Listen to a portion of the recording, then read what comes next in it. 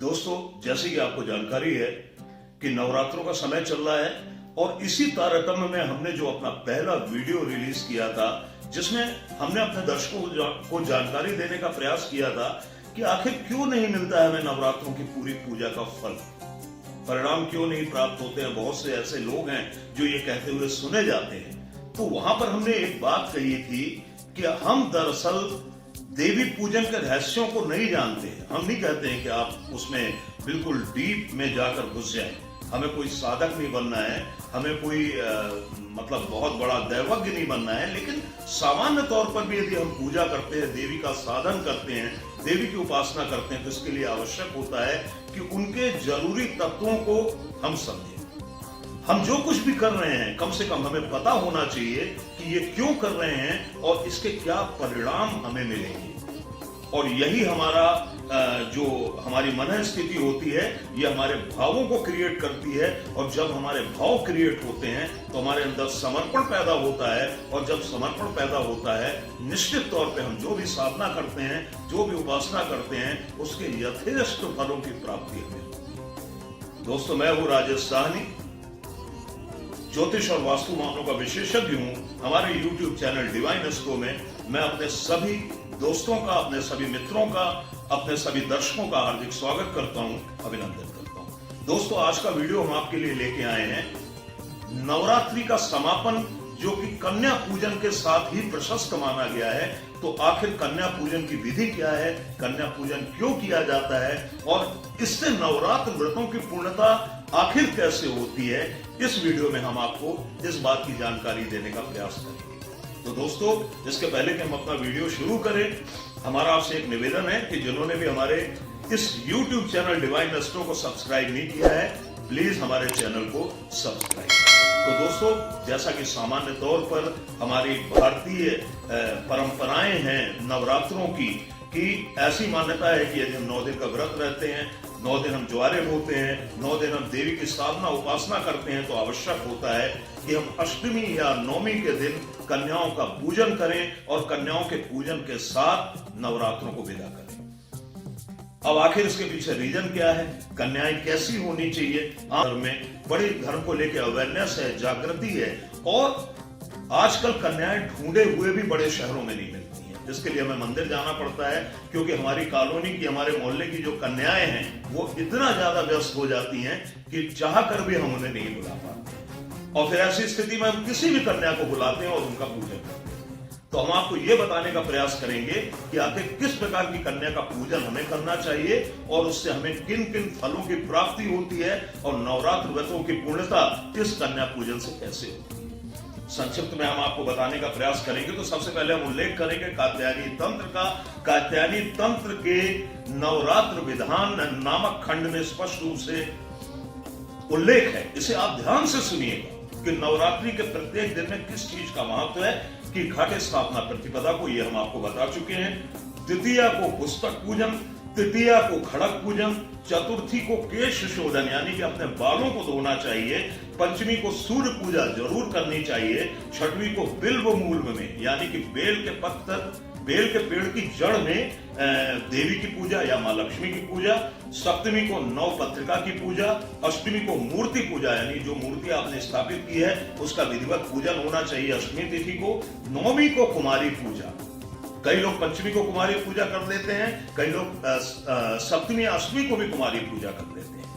तो यहाँ पे मैं इसीलिए ये आपको विधान पढ़ के सुना रहा हूं कि हमारे शास्त्रों में जो कुमारी पूजा शास्त्र सम्मत मानी गई है, वो सिर्फ नवमी तिथि को मानी गई है। कुल भेद से कई लोग अष्टमी को भी कर लेते हैं, कई लोगों के यहाँ कुल परंपराएं होती हैं, कई लोगों के यहाँ कुल परंपराएं होती है, कोई पंचमी को भी कर लेते हैं। ये बात थोड़ी सी अलग हो जाती है। ये बात ऐसी है कि यहाँ पर शास्त्रीय मर्यादाओं का पालन करना बहुत आवश्यक नहीं होता है, क्योंकि ये हमारी कुल परंपरा है। फिर दशमी को सिर्फ विसर्जन, दशमी को किसी भी प्रकार के व्रत की पालना नहीं की जाती है। नौमी तिथि को अपने पाठ या अपनी साधना पूरा करने के पश्चात आप हवन करें, हवन करने के बाद कन्याओं का पूजन करें और देवी को बलिदान अवश्य दें, उन्हें बलि स्वरूप कुछ ना कुछ प्रदान करें। और उसके बाद व्रत रहना मैं समझता हूं कि भूखे रहना जैसा है, उसका कोई फल नहीं प्राप्त होता है। उल्टा यदि आप दशमी को नवरात्र व्रतों की पालना करते हैं तो यह शास्त्रों में हानिकारक कही गई है। तो यहां पर एक बात स्पष्ट हो रही, क्योंकि हमारा टॉपिक है कन्या पूजन, कि नवरात्र की 9वीं तिथि कुमारी पूजन हेतु प्रशस्त मानी गई है। और कुल भेद से कहीं कहीं पे जहां पे अष्टमी तिथि ग्रहण की जाती है हमारी परिवार की परंपराओं के अनुसार, तो अपनी परंपराओं का पालन कर सकते हैं। तो इस वर्ष की जो स्थिति है, इस वर्ष चैत्र नवरात्रों में 17 अप्रैल चैत्र शुक्ल पक्ष की 9वीं यानी कि रामनवमी तिथि कुमारी पूजन हेतु प्रशस्त मानी गई है। यानी कि जो कन्याओं का भोजन होगा, कन्याओं का जो पूजन होगा, उन्हें हम श्रृंगार सामग्री इत्यादि भेंट स्वरूप देंगे, वो 17 अप्रैल को देंगे। तो यहां पर एक बात हम बताना आवश्यक समझते हैं कि नवरात्र चाहे प्रकट हो या अप्रकट हो, यानी गुप्त नवरात्र हो या चैत्र या अश्विन मास के नवरात्र हो, लेकिन दशमी तिथि को सिर्फ विसर्जन होना चाहिए। नवरात्र व्रतों की पालना कदापि नहीं करनी चाहिए। ये बात मैं बार बार रिपीट कर रहा हूं। नवरात्र व्रत की पालना रामनवमी के दिन कुमारी भोजन, कुमारी पूजन और हवन के पश्चात कर देनी चाहिए। दशम दिन ऐसी मान्यता है कि यदि आप पालना करते हैं तो इससे हमारे शास्त्रों में उल्लेख है कि स्त्री और वंश की हानि होती है, इसलिए दशमी तिथि सिर्फ विसर्जन के लिए ही प्रशस्त मानी गई है। तो आइए अब जानकारी हम आपको देने का प्रयास करेंगे कन्या पूजन या कुमारी पूजन के बारे में। तो जैसा कि हम आपको बता चुके हैं कि रामनवमी का दिन कुमारी पूजन के लिए प्रशस्त माना गया है। तो सबसे पहले हम ये जानने का प्रयास करेंगे कि कुमारी से मतलब क्या है, कुमारी का अभिप्राय क्या है। हम कुमारी पूजन करते हैं, किसी भी कन्या को बुला लेते हैं, लेकिन आज हम आपको बताने का प्रयास करेंगे कि हमें कितनी संख्या में कन्याएं रखनी चाहिए और किस किस जाति और वर्ण की कन्याओं का पूजन करने से हमें किस प्रकार के लाभों की प्राप्ति होती है। तो कुमारी का अर्थ होता है, ये 2 अक्षरों से बना हुआ, 3 अक्षरों से बना हुआ है। कु का अर्थ होता है कुत्सित को मारने वाली, यानी हमारी निगेटिविटी को खत्म करने वाली।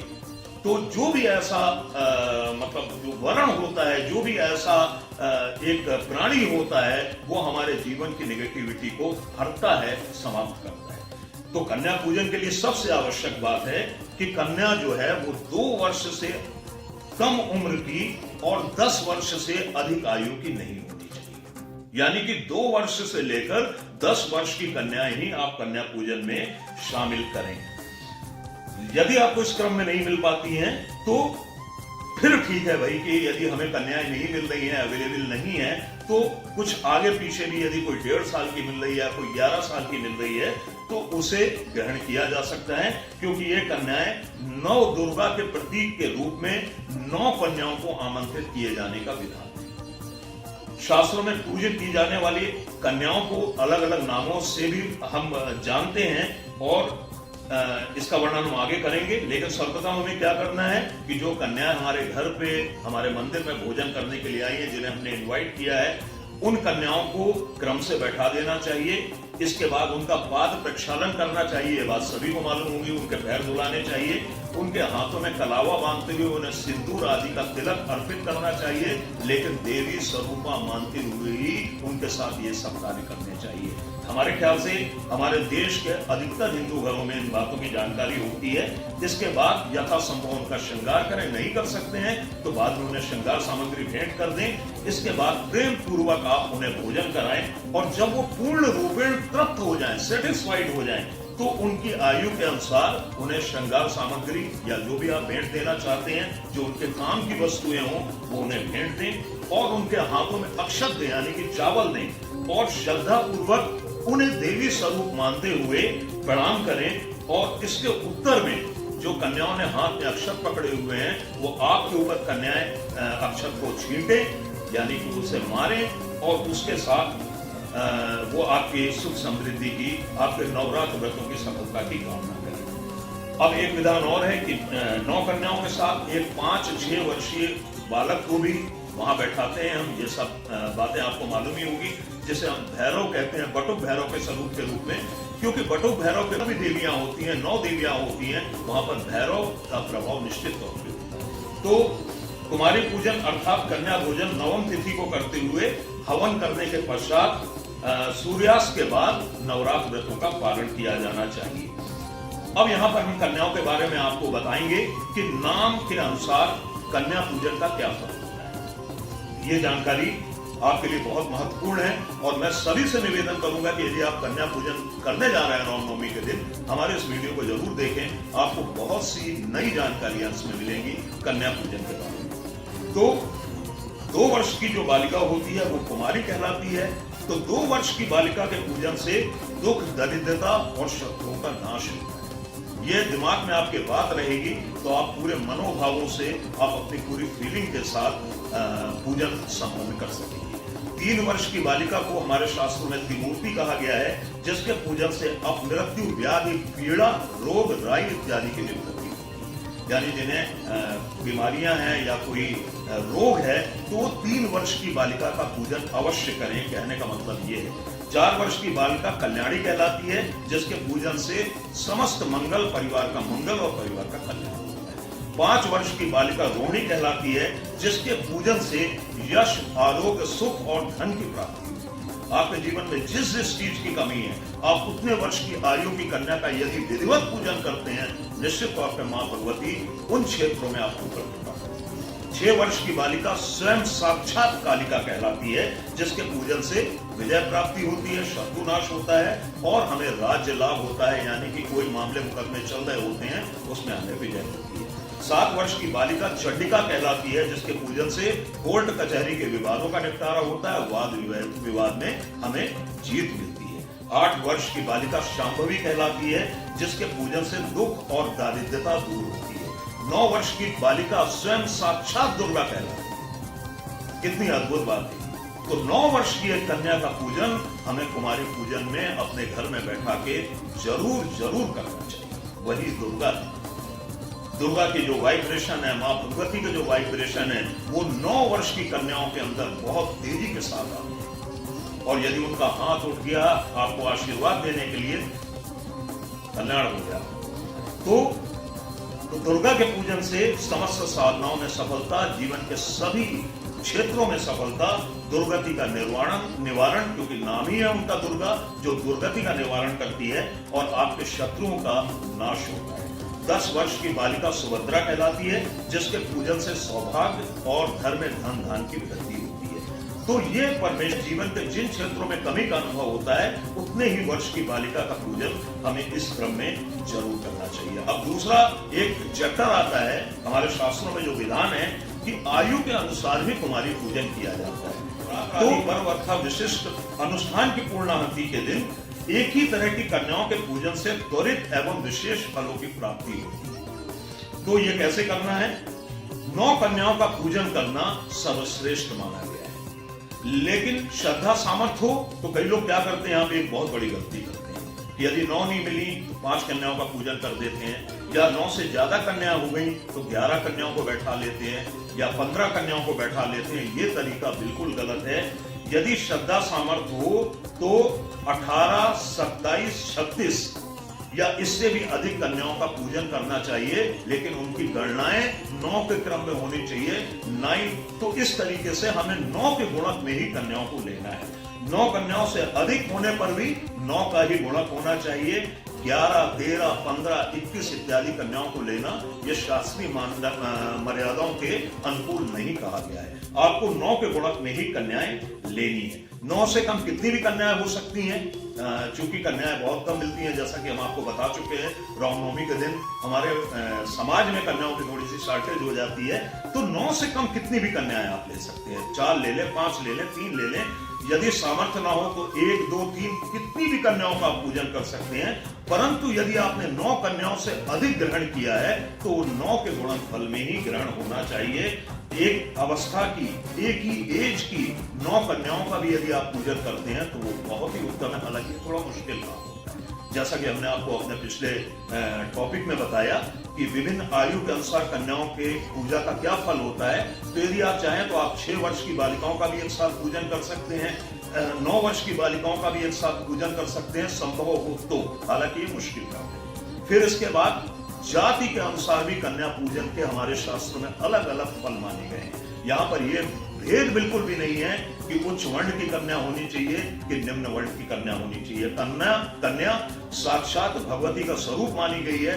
आप किसी भी वर्ण की कन्या लेंगे वो कहीं ना कहीं आपके मनोरथों को सिद्ध ही करेगी। तो यहाँ पर हम आपको बता रहे हैं कि सभी प्रकार के प्रयोजन के लिए ब्राह्मण कन्याओं का पूजन किया जाना चाहिए, विजय प्राप्ति के लिए क्षत्रिय कन्याओं का पूजन किया जाना चाहिए, संतान प्राप्ति के लिए, देखिए कितना बड़ा टॉपिक है, बहुत से घरों में इसकी समस्या है, तो संतान प्राप्ति के लिए शूद्र जात की कन्याओं को लिया जाना चाहिए और उग्र अभिचार कर्मों की सफलता के लिए भी शूद्र कन्याओं को ग्रहण करना चाहिए। इसके बाद धन, व्यापार, सुख, समृद्धि, सौभाग्य में वृद्धि करने के लिए वैश्य जाति की कन्याओं का नवरात्रों के दिन विधिवत पूजन किया जाना चाहिए। अब रंग के अनुसार भी कुमारी पूजन के फल बताए गए हैं।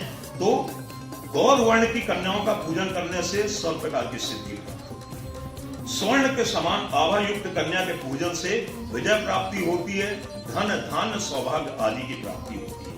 अरुणिमा आभा यानी कि जिसके चेहरे का कलर लालिमा लिए हुए होता है, तो ऐसी कन्या के पूजन से जीवन में तेज का संचार होता है, यश और कीर्ति में वृद्धि होती है और सभी प्रकार के लाभ प्राप्त होते हैं। कृष्ण वर्ण की कन्याओं के पूजन से यानी कि काले रंग की या सांवले रंग की कन्याओं के पूजन से उग्र कार्यों में सफलता मिलती है, वाद विवाद, मामले, मुकदमे में सफलता मिलती है। ऐसी कन्याओं का यदि आप पूजन करते हैं तो निश्चित तौर पे ये साक्षात काली होती हैं, कालिका होती हैं और आपके शत्रुओं को मिट्टी में मिलाने का कार्य।